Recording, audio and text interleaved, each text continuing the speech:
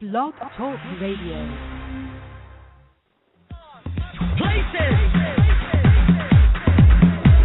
The show is about to start. You have to show a look, have a look, or give a look. Faces. Beautiful.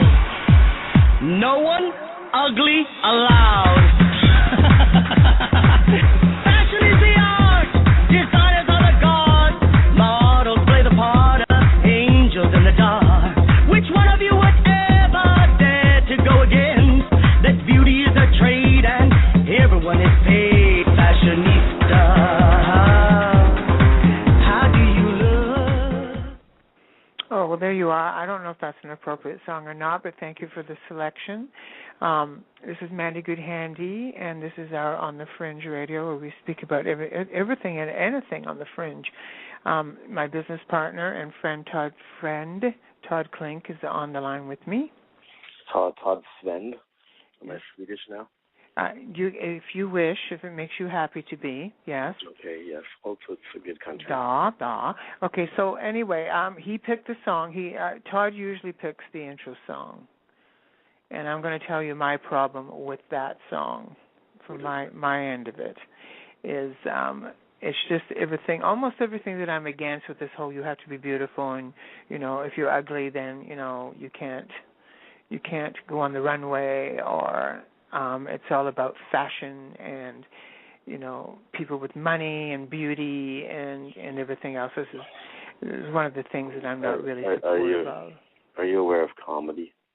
Yeah, well, I don't find it very funny, to be honest with you.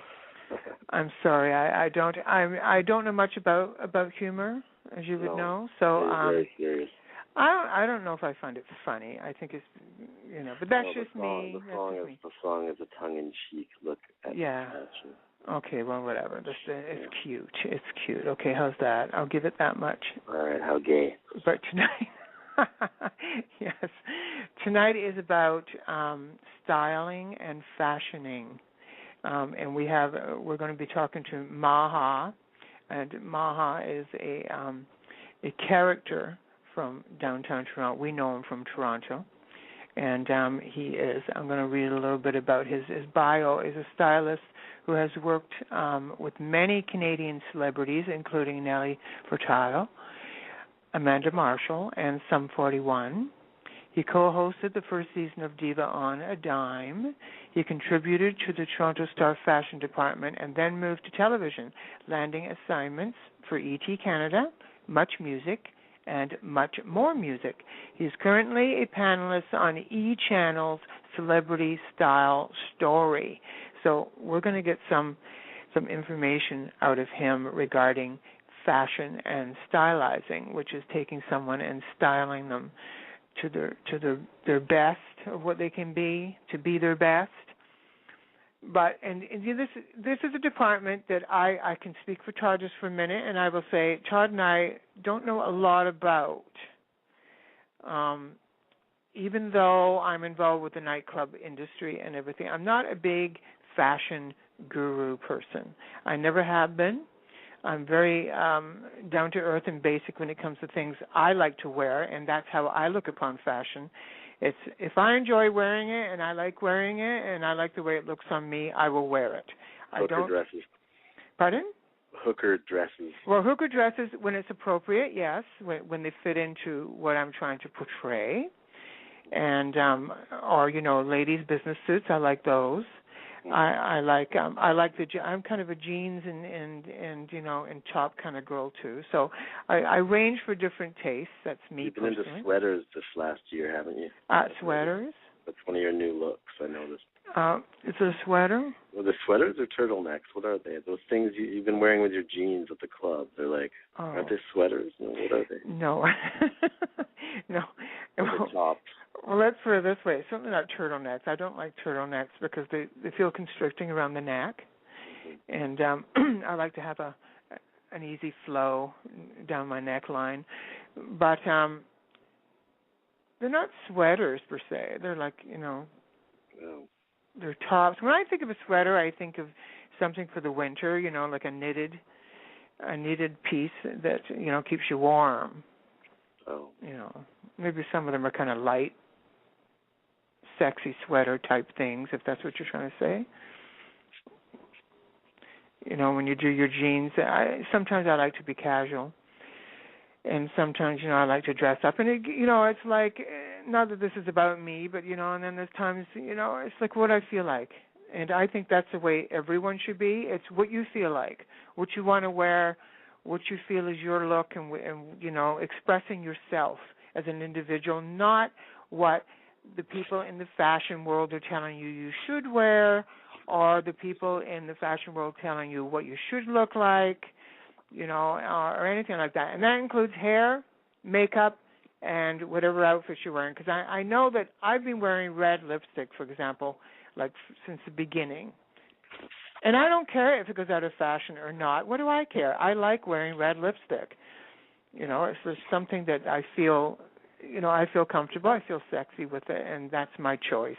Does red lipstick go out of fashion? Oh, yeah, just shades go. Oh, yeah, shades. As far as I know, but we can ask Maha. He can clarify that, but I'm pretty sure certain colors and shades and of makeup go in and out of fashion.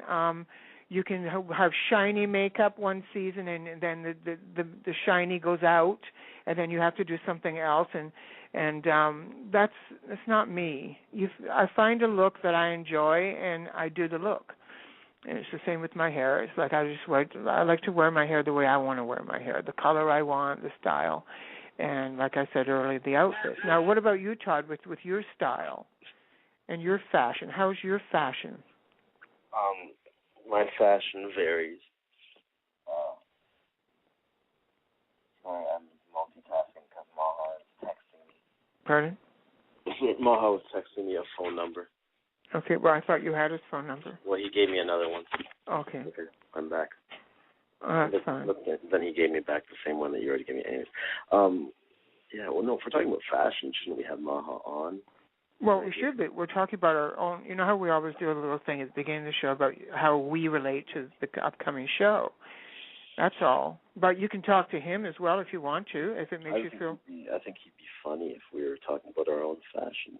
Okay. Well, you can talk to him about your fashion if you want to. That's fine. You call him whenever you want.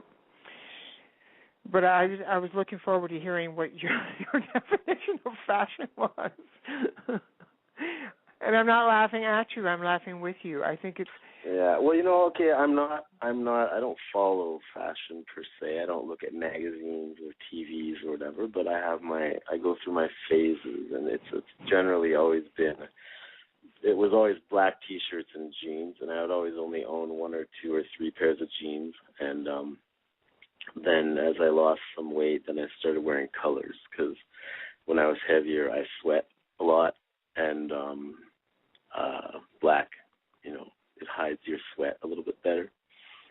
You can't walk around with like red T-shirts and sweat marks. Well, it seems to hide everything a little better, doesn't it? The black. Yeah, totally. Black. It hides the size, hides everything. But now I'm actually excited. I can wear colors, and. But you could. You chose not to wear colors when you were large. Because of sweat. It doesn't look. Nobody looks good with. No matter what I would use, I didn't smell, but it's yeah, but there's a lot of large people that don't sweat either. Well, I'm talking about me though. Okay. There was direct correlation to my sweating and my weight. Okay, I stand corrected. Thank you for. Yeah. So the T-shirts, regular colored T-shirts, you have a big wet mark on your armpit. That looks horrible. Mm. It looks messy. I don't like to look messy. How's that? That's fine. Yeah. And I'm going through an Adidas tracksuit pants phase right now. Yes, you were telling me about your new season coming up. You've got to bring Maha on for that. I want him to hear what your new season is. your fashion season is going to be. Okay. All right, I'm going to call him. And talking about fashion, for those that care, I'm still in my cast, but I get it removed in 2 days, so I should have a walking cast. And I bring that up because... Hello, Maha here. Oh, Maha there. Hello, darling. How are you? This is Mandy Goodhandy and Todd Klink. Hi, Maha. Hi, guys. What's going on? Are we on air? We're on air now, yes. We were giving our opinion. Before we brought you on, we were giving our opinion on fashion, just as the two of us as individuals. Oh, really? That's exciting because I didn't know you guys knew anything about fashion. Exactly. That was our point. So you thought to call me, it's like a lifeline. Well, you thought you were going to get a barump bump in there, didn't you? Right off the bat, I went for comedy. Yes, and we threw it right back at you because we were not claiming to be fashionable. It's like what I was saying. But I wear what I want when I want, and I don't care what's in style. It's what I feel. Well, that's the most fashionable way to be. I mean, fashion is supposed to be an extension of your personality, a reflection of who you are, and a form of expression. So that's the only way to do it, Mandy. Good for you. See, so Maha is confirming that. I confirm that you have no fashion sense. Yes. Well, no, and it's fine. I sometimes when I see things on other people, I will look at that and go, "Wow, that looks great on her," or "That looks great on him." Mm-hmm. But it wouldn't be me. And you know what's so smart about that, Mandy? What you do is you know yourself, and you know that you won't feel comfortable in your own skin. And I think the mistake people make is they see it on someone else, or they see it in a fashion magazine. It's named Trend of the Year or the Must-Have, and they go and they buy it kind of mindlessly, like lemur or sheep, and they just wear it, and it doesn't look good on them because they don't represent the clothing properly. So. Mm-hmm. So they're buying it and wearing it for others, not for themselves, right? Exactly. And proportion is everything. Like, trend comes in all different styles and shapes. But if you don't know your own body type and you're putting on things that don't suit your figure, then you're going to look silly. Mm-hmm. Talking about silly, Todd was going to tell you about he's got a new season of fashion coming up, don't you, Todd? No, because she was asking me earlier, she's like, well, what do you know about fashion? I go, well, actually, I usually have, like, my little patterns. So, 1 year it'll be black T-shirts with a word on it. And, this year it's been all of the Adidas track pants. And oh, wow. So what are we going to see for Spring Summer Todd Clink 2013? This is the big news. It's sleeveless hoodies. Oh. Well, for me, it's gonna be sleeveless hoodies because I get into I'll have like one in every color. Some with zippers, some without. First of all, I commend you on having a signature. That's a definite fashion do, is to have something that everyone sees and thinks is iconic. And that's your signature piece. But you know what I realized about you, Todd? You've worked so hard on your body that I think. For me, I have this expression. It's either get a better body or buy better clothes. And I've decided to buy more expensive clothing. But you've gone the opposite. I mean, when you have a body like yours, Todd, you can wear almost everything and nothing. Oh, cool. I could wear nothing. Fun. No, yeah. Well, thank you. Yeah, but so there you go. Anyways, that's my fashion prediction. The extent of, and before we brought you on the phone, I was going to be talking about my cast being removed in 2 days. Finally. Oh, that's fashion, yeah. And I'm getting a walking cast. But I want to send out my apologies to everybody out there who may be listening to this show about the weather, because I condemned the weather when my ankle got fractured and I had to be in a cast. And I really couldn't go out and enjoy the world, I decided to curse the weather. And I want to apologize to everybody for doing that, but don't worry. I'll be in a walking cast in 2 days, and I promise you the weather will get better now. So you cursed the weather, and that's why it's been gloomy out. Yes, that's why. She's claiming to have that power. What are you wearing right now? Pardon? I'm trying to move it back to clothing here. Sorry. Oh, no. The reason I was getting to that was the walking cast, Maha. I've already seen what these look like. Oh, I see. This one's shorter and trimmer? It looks like a big muckaluk. And it's silver-ish. You chose the color, or did they choose it? It only comes in silver? The ones that they had where I'm going, they only had the silverish color. It looks like a robot leg. I kind of like it. It sounds very, that is a trend, though, coming up. The whole idea of cyberism and futurism is really big right now. So maybe you can put like a logo on it. Should I get like Chanel C's painted on the side, or like some Fendi F's, or? She could accessorize because it has holes in it. Like you could attach shit to it. You could put. Oh wow! You could have like a little ankle jewelry around it, or some kind of like giant brooch. But it would only be on the one leg. Is that fashionable just to have the one leg? Well, asymmetry comes and goes for sure, and I'm a little unstable and anyway, so it works out perfect for me. But okay. I'm glad that you're doing a shorter ankle boot. Now, will this cast go to your knee or to like just mid? Just below the knee. Oh, well, that's a great length for summer because gladiator boots are back. I mean, they're like herpes; they come back every season. Whether you like them or not, they're in every department store. Okay, wow. I don't understand what that is. A gladiator sandal is basically kind of like the structure of a boot, but it has so many cutouts in it because it's either done up with buckles or string. And what makes it apparently new for this spring-summer 2013 is that there's a heel on it. So it's like going into battle in ancient Rome in a high heel. Oh, I see. Well, that's very convenient. It's for Russell Crowe. He wouldn't like that very much. No, he wears his heels on the weekend. Yeah, I guess. But what makes it really interesting for me, though, is just like I feel like fashion almost is giving us this challenge nowadays to be, it's not just about being uncomfortable, but it's mixing things that aren't really meant to go together. Like, there's a lot of spring chunky knits. So here's a really loose sweater to wear in boiling temperatures, or here's a high-heeled sandal to wear to the beach. Oh, yeah. Would people wear those to the beach, though, or would they just wear them wandering around elsewhere? Well, shopping on a weekend. But, I mean, the idea of just, doing a gauntlet, in your weekend wear is pretty funny stuff. Mm. And people are going to wear this because they feel it's in fashion, not because people who are weaker-minded than yourself, yes, will be forced to wear it by the fashion tyranny that we call trend. Yes, we have to wear it. We have to wear it. Yeah, it's I've always just bought what I wanted. Like I've said before, if I see something in Walmart, I will buy it if I like it. Of course.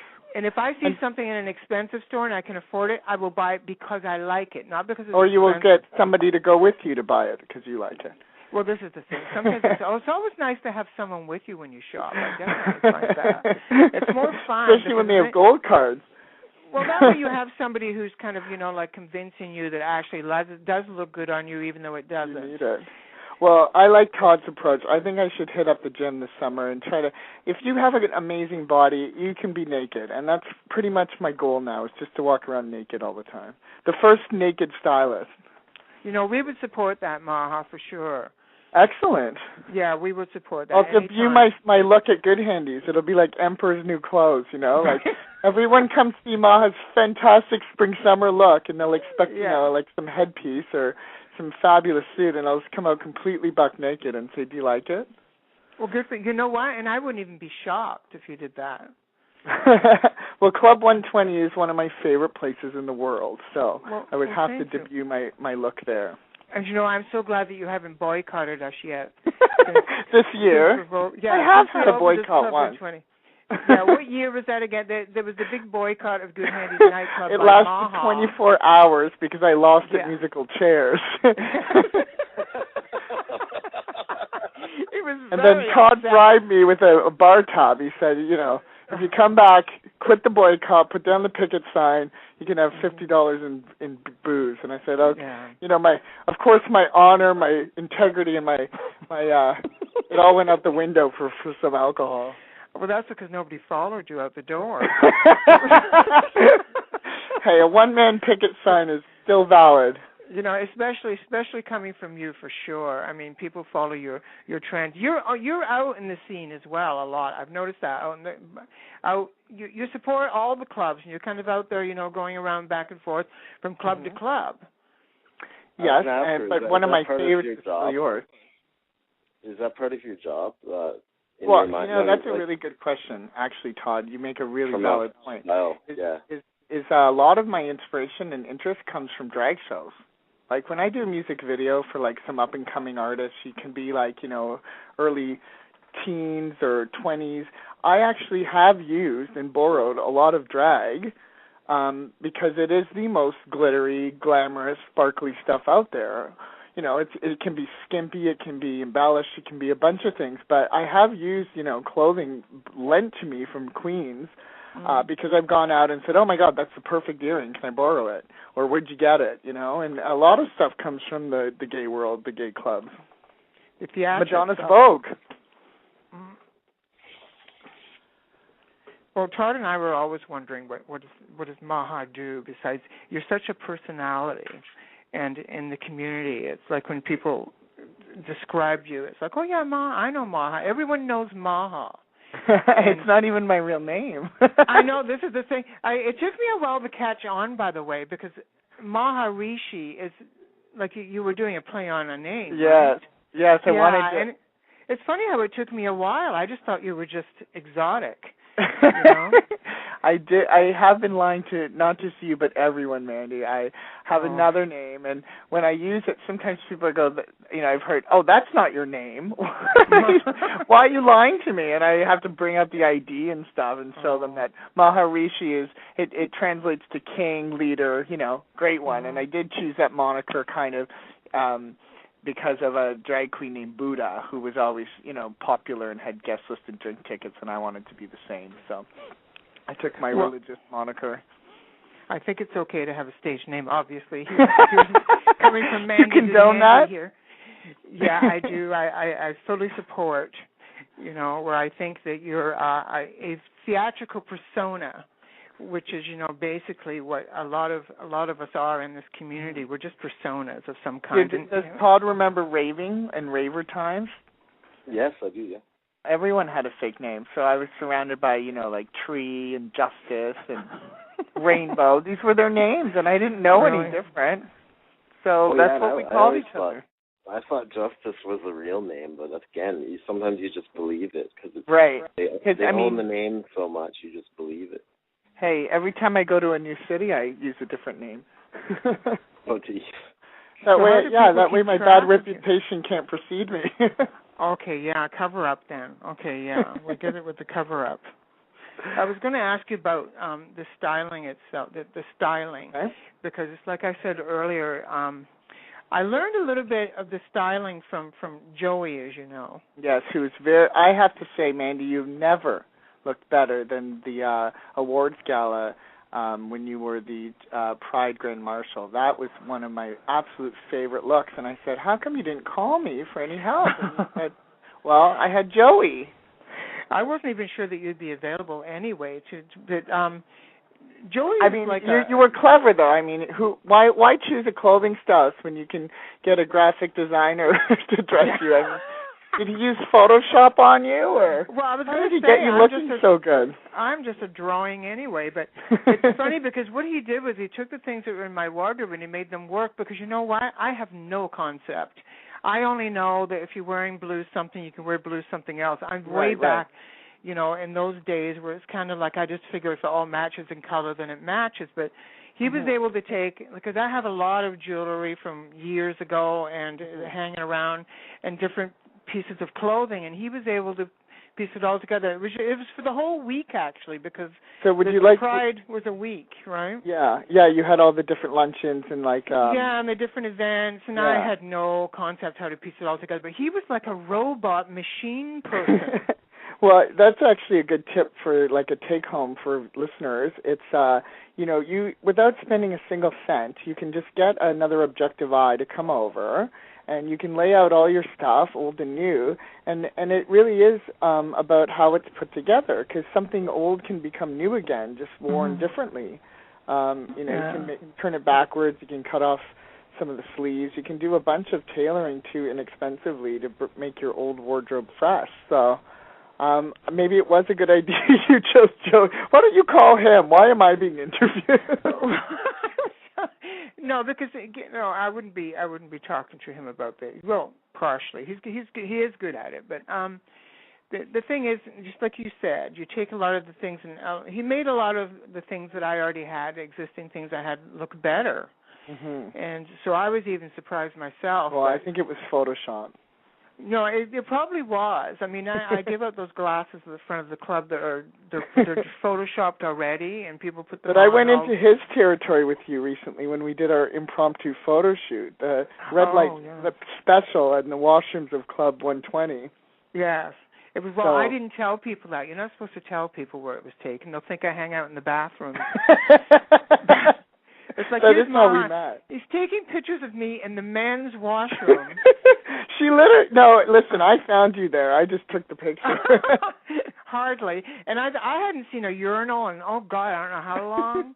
I've forgotten what they look like. But so we're in there, and who comes out of the stall, Todd? Caesar. With our doorman. And, of course, he actually is in one of the photos, just in the background. Kind of, it looks like he's lurking you. Like he looks like a stalker. He's just leering at you. And but no, you took very interesting pictures. I thought they were kind of dramatic. I got one of Todd the other day too. Oh, did you? When did you start?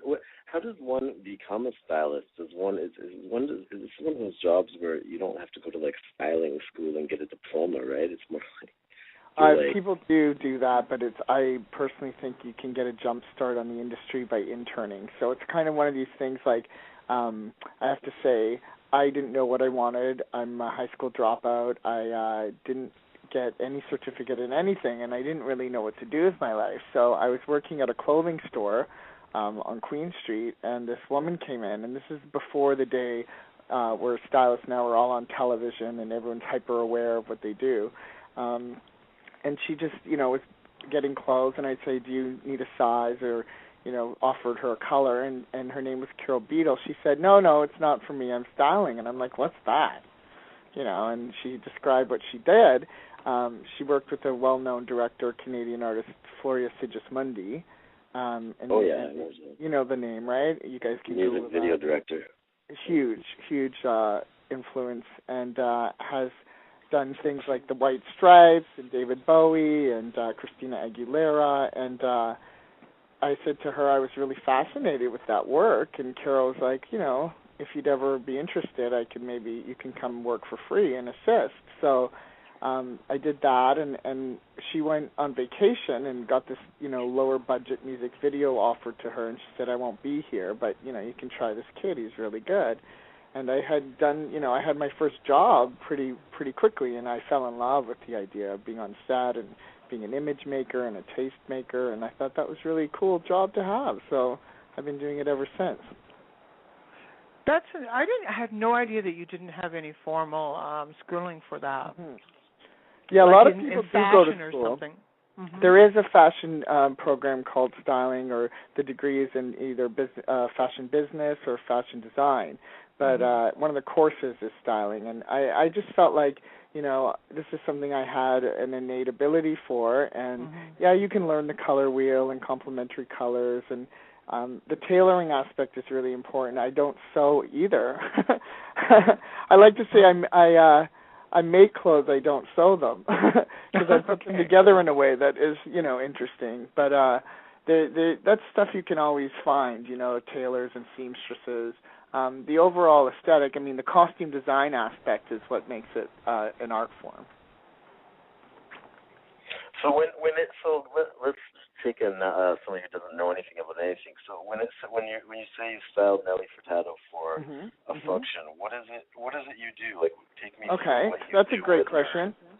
Okay, so they tell you what it's for. Like, I did work with Nelly in 2000. It was her Juno Award win. She won 5 awards at that particular Junos.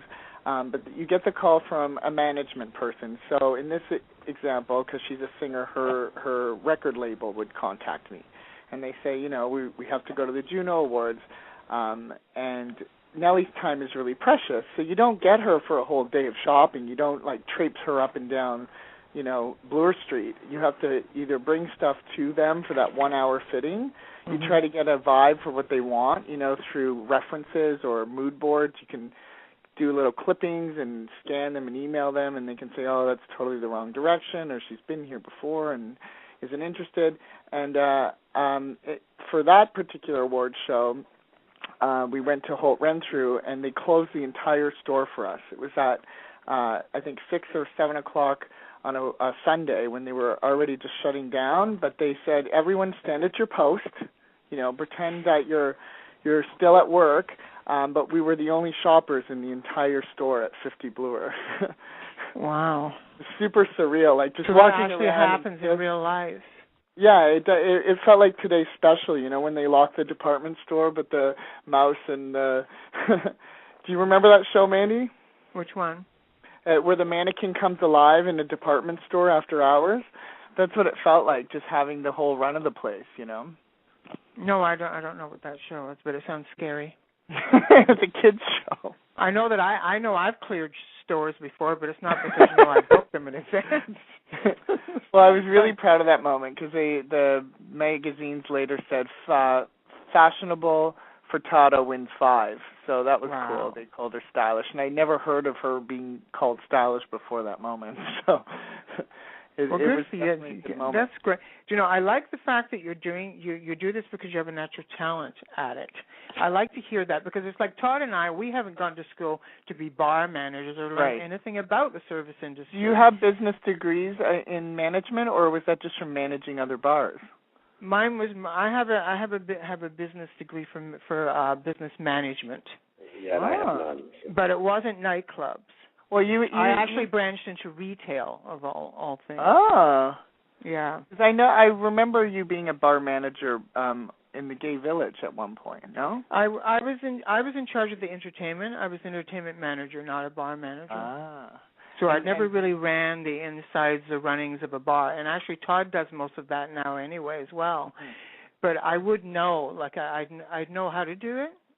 Mm-hmm. Yeah, she knows how. She surprises me every now and then. She'll throw something out that'll be. I'll be like, oh yeah, okay, yeah. She knows how. Like a logistics, operational. I just choose she knows not how. to. Yeah, I could get hit by. She's like, and this is how you would straddle a chair. Yes, I'm better at that sort of thing. I'm styling. Well, Todd, you ran your own business too at one point, didn't you? No, self-employed? I was a prostitute. Yeah, that's what I was alluding to. That's basically our business. Is that accounts payable. Talk about prostitution. A lot of the stuff that I have, and I have some designer name things that I didn't even realize were designer. I just knew I liked it because it went with an outfit that I had purchased. Oh, that's really cool when that happens, actually. Sometimes I do, yeah, and I was kind of surprised. I think you even mentioned one time you saw me wearing a watch. The reason I bought this watch, that watch is lovely. It was the only watch I could find that was gold and silver, and I wanted one that I could wear with, either any color. You're very ahead of your time because the mixed metals trend is huge right now, pairing silver and gold together. Ah, see, and so I'll go with anything. But so, and it's funny because it was Ma that brought it to my attention that it was a Cartier watch. And they went, you got a Cartier watch, and I went, oh, is that what that is? I was going to say, is that Cartier watch that I have wrapped up in a paper towel because I'm supposed to go to the Eaton Center and get a battery for you? Yes, that's right. It's around. The batteries cost almost as much as a watch. It's ridiculous. I thought it was so funny when I was like, Mandy, you're wearing a Cartier, and she's like, is that what this is? I traded it for beans from a man selling. I didn't know. And then there's people that have pointed out purses that I've been carrying, going, oh, that's or that's a, and I'm thinking, well, no, it just went with the outfit that I had bought. You know what I have to say as far as your fashion sense and your aesthetic? You stick to what you know, but the one thing that keeps it interesting and evolving is your hair, because you have gone through so many hair changes. It could be it could be at the ROM, right? Like a retrospection. Mandy's hair throughout the years, And I keep you even had a blue period. Get that joke? The museum, blue period, get it? I'm moving towards a blue rinse period pretty soon. Rom-com. You always have to one-up me, eh, girl? Well, this is the thing. I mean, I don't mind that though. I don't mind coming up with all these different kind of looks. But in a lot of the cases, it's just I haven't really found the kind of style I like, and then I stick with that for a while if I do like it, and then I want to do something else. So it's not as well. The boas thing, I've noticed you've subsided on your burlesque. Your boas have fallen by the wayside now. Only for now.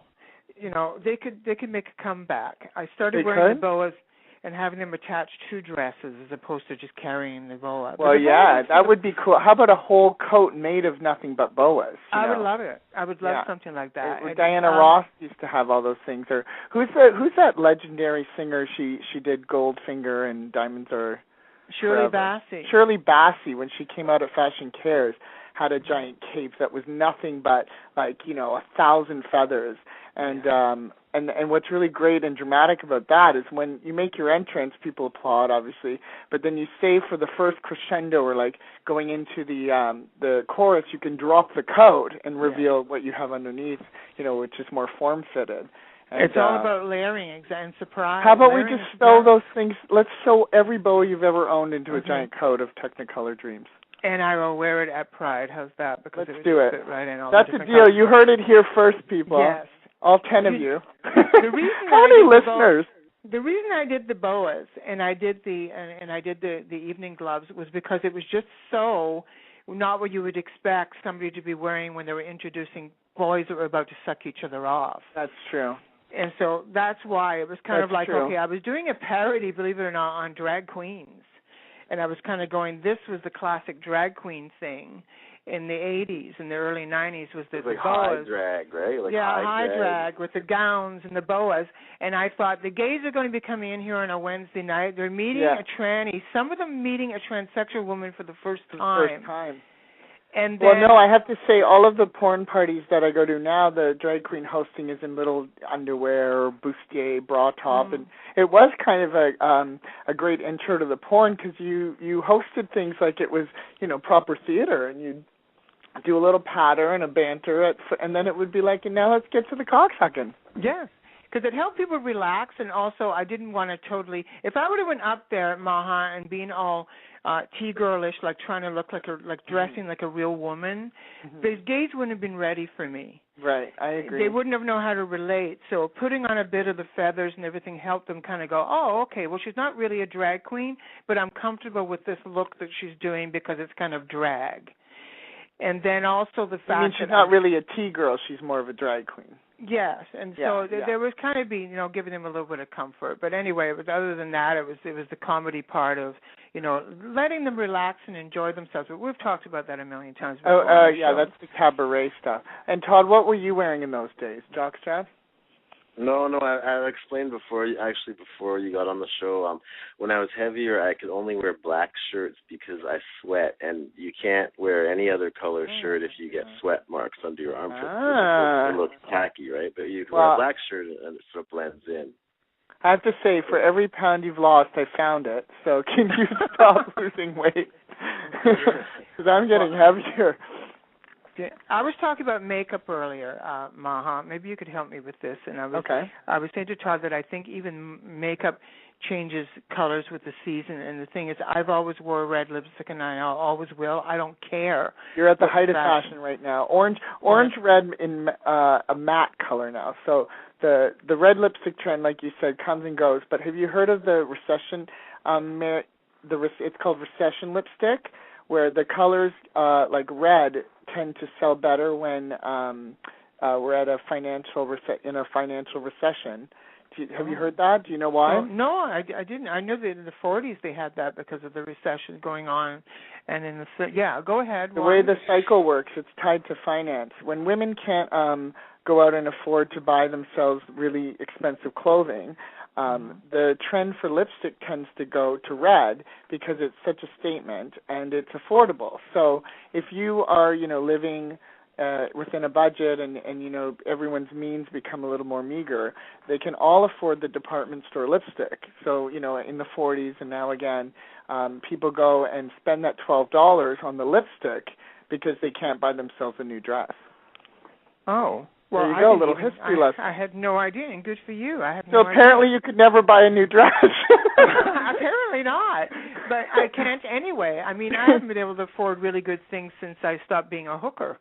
It's like, and it's the truth. And, and once Todd and I bought, this money-guzzling nightclub, it's like we just haven't had a lot of money. That is such a lie, because I think Good Handies is absolutely coming to its own. I mean, you guys have such successful nights now, and maybe you're talking about the early years. because it's not Good Handies anymore. It's Club Right, 120. sorry, Club 120. Hey, maybe it's that $50 bar tab Todd gave me that bankrupted you guys. That must be it. It's all the protesters. No, the Good Handies name is just for the type of tea girl and pansexual events we hold in Club 120. It's now Good Handies Events. So the name is still there, yeah. So you're never incorrect, no matter what you call it. I'm so old. I remember it when it was like a Thai restaurant. But there's still fresh fish available. Well, to be totally honest with you, we've had some really, really good events coming into our club lately. Yes, definitely. Weekend, we've opened it up to promoters, and there's some good events coming in. But the thing is, like, we also, Todd and I injected a whole bunch of more money into the place before that happened to change the look of the club. So it's like we always end up back to scratch. When you inject money into things at the club, do you mean yourself or? No, there's that too. I never any injections I've ever had on my body. Let me tell you, I have not done it to myself. Oh. Let me make that perfectly clear, okay? But yeah, some of those injections are more expensive than anything they've ever done in the club. But then I'm an accessory in the club, so I'm allowed to spend money on myself. I've read the income tax statement. You write off all the renovations to the club. And that includes myself. Dr. Bernstein, yes. No, you're absolutely right. When it comes to that, well, how did we get on these subjects? What is he We're doing, talking about Todd? the idea that boas and the kind of style. Yeah, we moved on from that, didn't we? Oh, sorry. And then I was going to go on about some of the designer stuff that I have in my wardrobe still, and that all came from. And I'm really serious when I say this. When I was whoring, there was amazing money when I was a whore. And because there was just way more clientele because there was less hookers out there. And so the money was really, really good. But what was the aesthetic? Like, at the time, was it kind of like, had you always set yourself apart by being the classier, the more well-dressed kind of tea girl, or were you wearing spandex and tight things?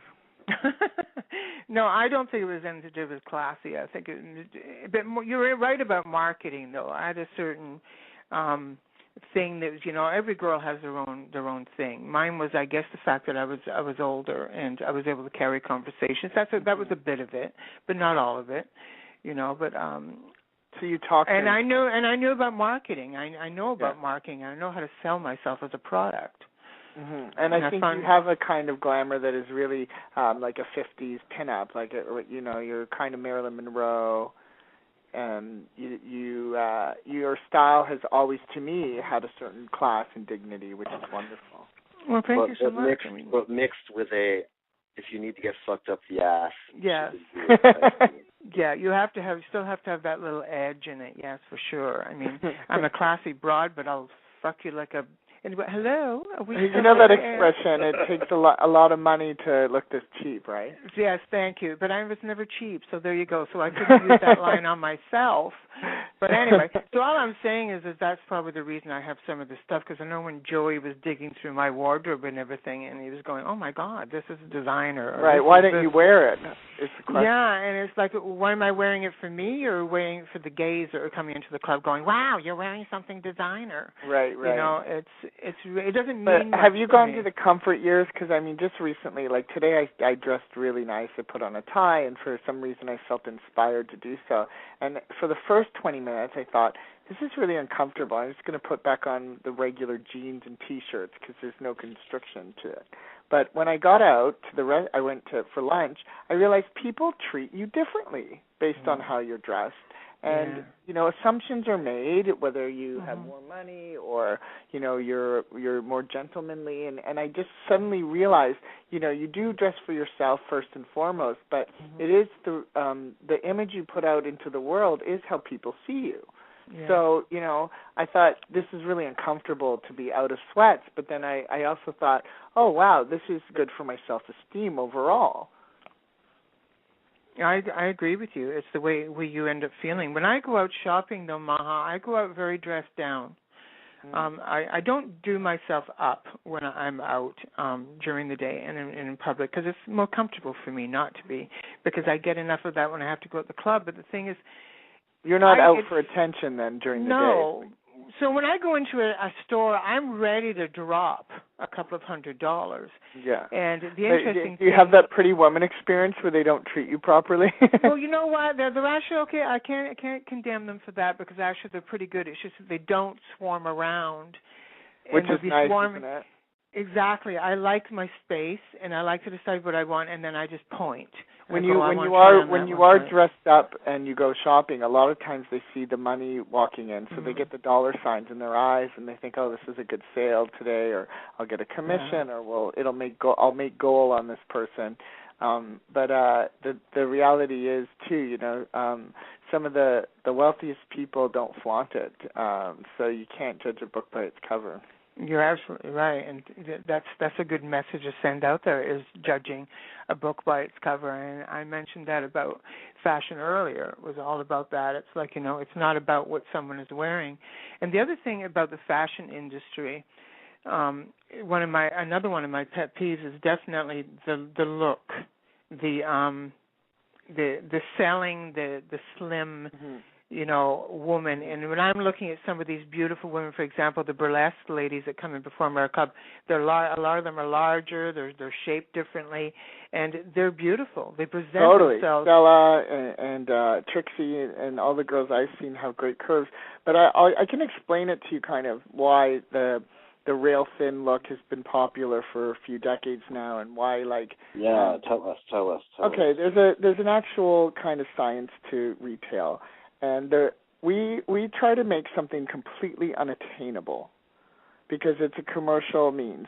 And what happens when you swing a fashion pendulum, right? In the 50s, maybe body types were bigger, and that was actually selling clothing to wealthier women because it was almost affluence, right? You can afford to eat, you can afford the clothes. But what happened, I think, in the 90s and 2000s, and why we're selling this really narrow body type, is because no matter how rich you are, right, the world now has billionaires, multimillionaires, and it's a lot easier to get things like Gucci and Prada. But what you can't ever have is you can't be 90 pounds and 6'3". And the girls that they send down the runway are obviously hangers, and, people will argue that the clothes look better on a thin woman. You can see the cut, the silhouette, the shape, the colors.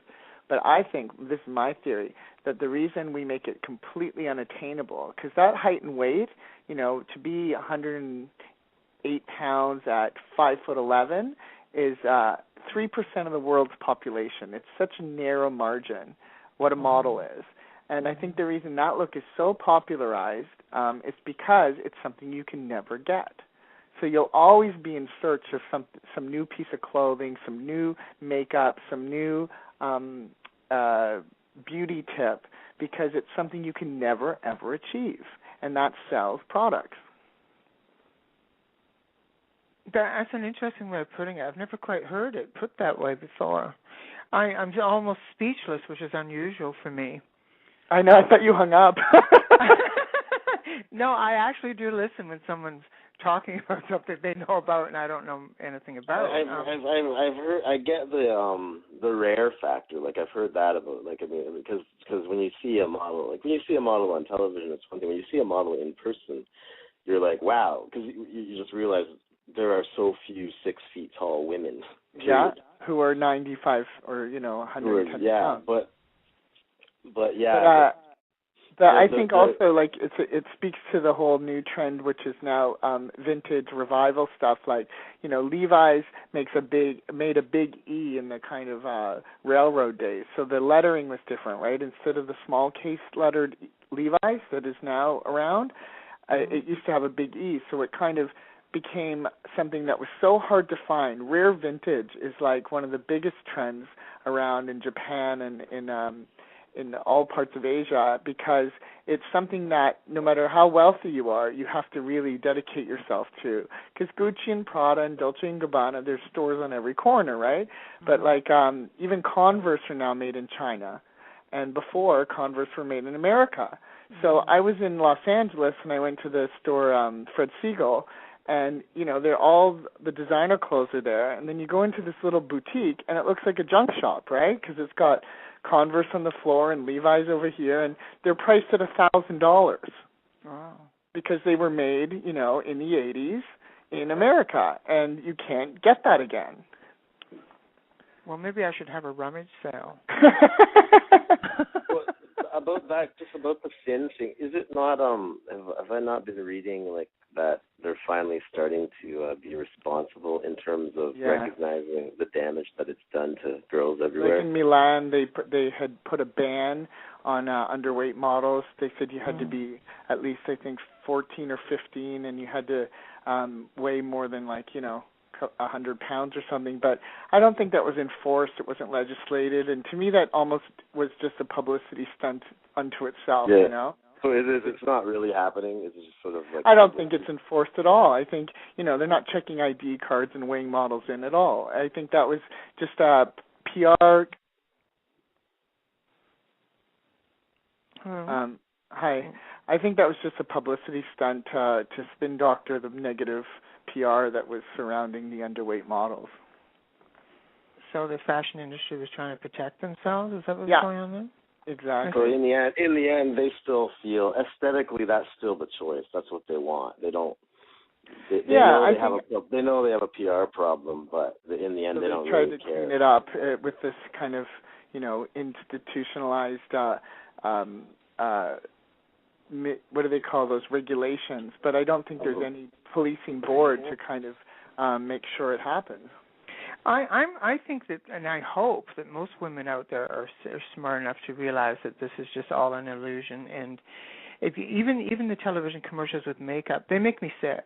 It's like the lighting and age-defying makeup. They're using a 12-year-old girl to do the makeup commercial. Age-defying? She doesn't have any age on her. What is the mascara when they're like wearing the mascara with the fake eyelashes, pretending that the mascara is giving them?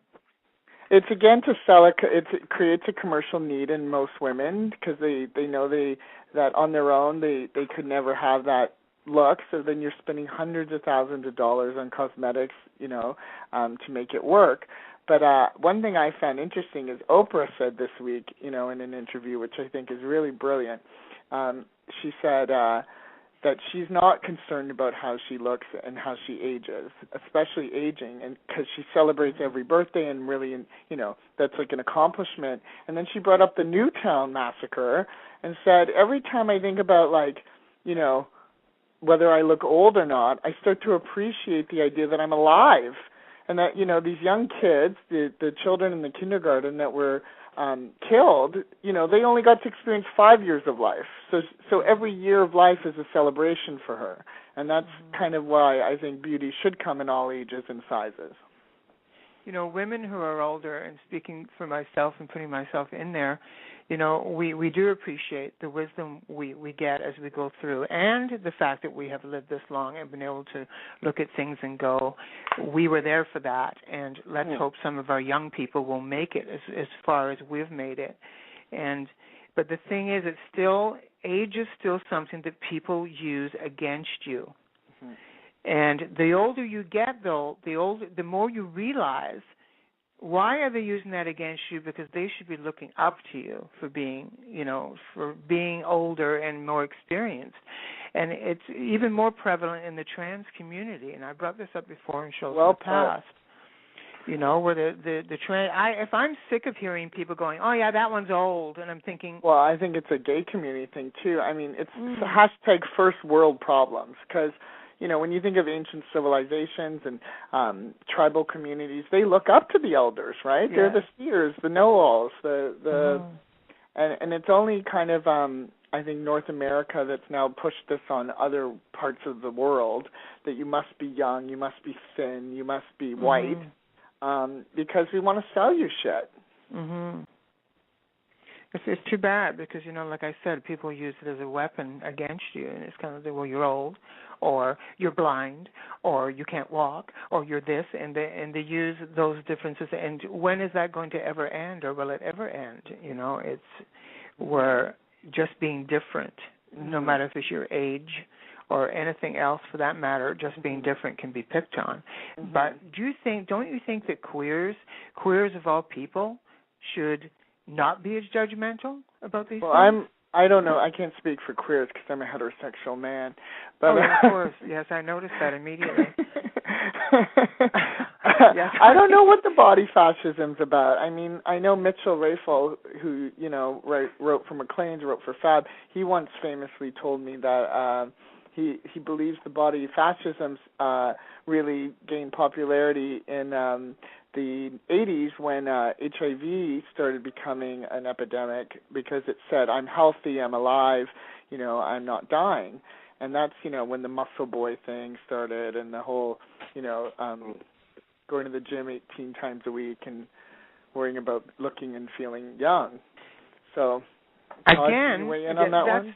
That's another gem. Again, I never thought about that. Mm-hmm. That's the rise of the body boy. Unfortunately, it makes sense, but I never thought about that, because I remember the only guys that were really working on themselves that I knew in that world, because I was around back then before AIDS hit. The big boys were always, you know, strippers or or actually in professional bodybuilding. The gays were never really in the gym, were they? Yeah, like in the 70s, when you like think about the 70s aesthetic, it was pretty lean. It just, you had to have a mustache or like a beard or a hairy chest. That was attractive, the masculinity side of hair. And then hair completely went away, and it was all about being shaved and tanned and toned. But hair's making a big comeback. Todd? In what way? Oh, it has been for years. Like the Bears, the Cubs, like hair. Oh, I thought you meant on your head. I thought. No, I meant I meant like in beards in Hollywood and like on in fashion magazines. For men, the trend is definitely more of a bearded man, like a light scruff. Brad Pitt has one. Ben Affleck has one. It's really cool now to be bearded again. So I wonder if that fashion pendulum will swing and lean body types are going to be popular in the gay world, because I think hipsters have caught on, and all the fashion houses have definitely done a leaner men's silhouette. Heidi Sillamine, who was the head designer of Dior was showing like emaciated men a few seasons back, like uber thin guys. So the tight pants are coming back? Tight pants and tiny bodies, like almost like, you know, not God forbid, but Holocaust survivors. Like they were so lean. Well, the general public of men are not going to really get all really skinny or anything. But I would just love to see. I love to see men back in tight pants. I'm sick of this bagginess. The only good thing. How about no pants at all? You know, that helps. But the only good thing about the baggy pants is sometimes they slip down accidentally. Other than that, they're of no use to anyone. I don't like skinny jeans, Maha. I don't like skinny jeans on anybody. I like tight clothes are fine, but there's a difference between skinny jeans and tight jeans, right? Yeah, absolutely. Like one is like called a narrow leg or like a stovepipe pant, and then a skinny jean is like next to a legging. It's like, you know, totally to the body. And I think it's funny you said you don't like those, because that's that's been around for a while now. But I'm I put on weight, like I said, so I'm too fat to be a hipster right now. I can't the other way around. I think people with meat on their body should be wearing the skinnier pants. Like, well, honey, every pant I put on is a skinny pant. But what I mean is, you see these skinny little boys with these leggings. The pants are so tight they're like leggings. Mm-hmm. It's not even. I don't think it's attractive. You don't? No, I just think they look like trannies in the making. Well, that is also a trend, is androgyny. Androgyny's been really, really big. And this whole, I think that has to do with gay rights and gay equality. Who's being androgynous here? Are you talking about the gay men being androgynous? No, I'm saying in the fashion world, androgyny has gone both ways. We had a few models in recent past. The women had pixie cuts and looked like dudes. And then the guys, there's one in particular, Andrei Pechek, who is he doesn't identify as trans at all, but he's so feminine and thin and blonde. He does campaigns for both menswear companies and women's wear companies. Well, I'm okay with all that. That doesn't bother me, obviously. But I just know what I like when I see it and what I don't like, and so that's just a taste. That's just back to the whole idea that taste. Fashion relates to civil rights and whatever like is du jour. You know, the trend comes in both politics and clothing. And I think part of why we're seeing so much skinny jeans, leggings, and androgyny is because, there have been so many gains in the gay rights movement. The LGBT people are fighting for equality and same-sex marriage, and fashion is also mimicking that. But can't they just wear what I want them to wear? Or is that being selfish? I have to say this conversation's been really good because you guys have made me think about stuff I've never really thought about. I thought this was going to be. I prepared for this interview with what the trendy colors were, what the who the big name designers are. I mean, what do we care? You made me think, and that's not very fashionable. I like the way you summed it up very nicely. And you said it's up to the individual and how they feel, and how, if it's comfortable on them, that's fashion. I said that 15 minutes ago. We should have hung up. Well, we're going to hang up now because you've taken up all our time, but we're going to go. And thank you very much, Maha, for being on this show. We appreciate it. Thank you. And we want to have you on again. We want to have you on again for sure. Absolutely. Sometime. And can I give an email if there's any feedback, or you guys can Google? Hi, all 20 listeners. No, we don't have 20 listeners yet.